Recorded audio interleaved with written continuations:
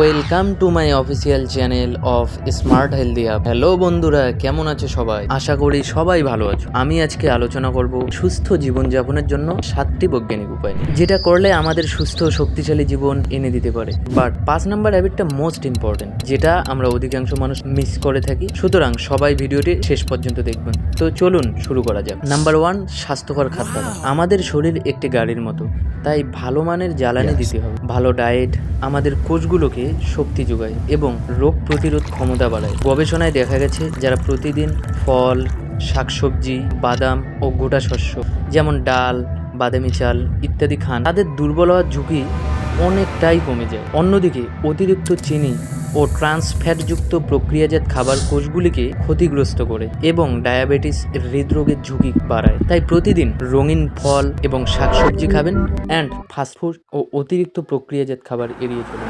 Number 2, নিয়মিত ব্যায়াম। শরীরচর্চা আমাদের হৃৎপিণ্ড ও ফুসফুসকে শক্তিশালী করে। গবেষণায় দেখা গেছে নিয়মিত হাঁটা, দৌড়ানো, সাইকেল চালানো, যোগব্যায়াম হার্ট অ্যাটাক, স্ট্রোক এবং ডায়াবেটিসের ঝুঁকি অনেকাংশেই কমিয়ে দেয়। প্রতিদিন অন্তত 30 মিনিট হাঁটা থেকে বা ব্যায়াম করলে ওজন নিয়ন্ত্রণ থাকে, মেজাজ ভালো থাকে অ্যান্ড ঘুমের গুণগত মান উন্নত হয়। তাই প্রতিদিন বন্ধুরা নিয়মিত শরীরচর্চা চালিয়ে যান। নাম্বার 3, পর্যাপ্ত ঘুম। ফ্রেন্ডস, এটা খুব ইম্পর্টেন্ট। ঘুম আমাদের শরীর এবং মনকে পুনরুজ্জীবিত করে। গবেষকরা পরামর্শ দেন প্রাপ্তবয়স্কদের প্রতিদিন 7 থেকে 8 ঘন্টা ঘুমানো উচিত। যদি পর্যাপ্ত পরিমাণ ঘুম না হয় তবে দীর্ঘমেয়াদে উচ্চ রক্তচাপ, হৃদরোগ ও ডায়াবেটিসের ঝুঁকি বেড়ে যায়। তাই প্রতিদিন ফিক্সড টাইমে ঘুমিয়ে পড়ুন এবং ফিক্সড টাইমে উঠে পড়ুন। যথেষ্ট গভীর ঘুম নিশ্চিত করুন। নাম্বার 4, মানসিক চাপ নিয়ন্ত্রণ। এই 4 নাম্বার বিষয়টা ইম্পর্টেন্ট বিষয়ের মধ্যে একটা। মানসিক চাপ অনেক রোগের জন্ম দেয়। নামাজ পড়লে মনে শান্তি ফিরে আসে ও মানসিক স্বাস্থ্যের উন্নতি ঘটে। সলাৎ বা নামাজ পড়লে অন্তর প্রশান্তি অনুভব করে। তাই প্রতিদিন নামাজ পড়ুন, গভীর নিঃশ্বাসের ব্যায়াম করুন ও চাপ কমাতে প্রিয়জনদের সঙ্গে সময় কাটান। নাম্বার 5, পর্যাপ্ত জল পান। পানি আমাদের শরীরের জন্য অক্সিজেনের মতো জরুরি। হ্যাঁ, অক্সিজেনের মতো।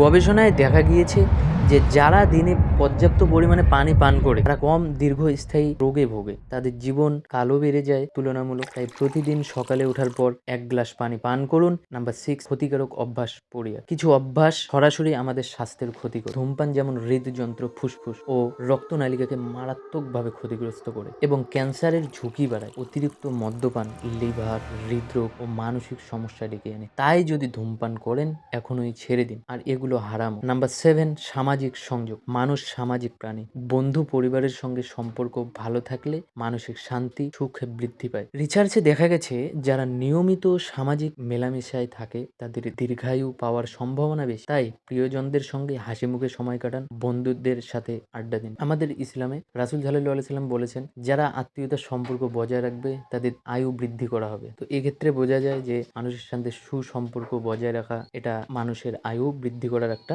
স্টেপ। তো ফ্রেন্ডস, আজকের ভিডিও এখানেই শেষ করছি। ভিডিওটা যদি ভালো লাগে তাহলে অবশ্যই লাইক, কমেন্ট দেন সাবস্ক্রাইব করে পাশে থাকবেন।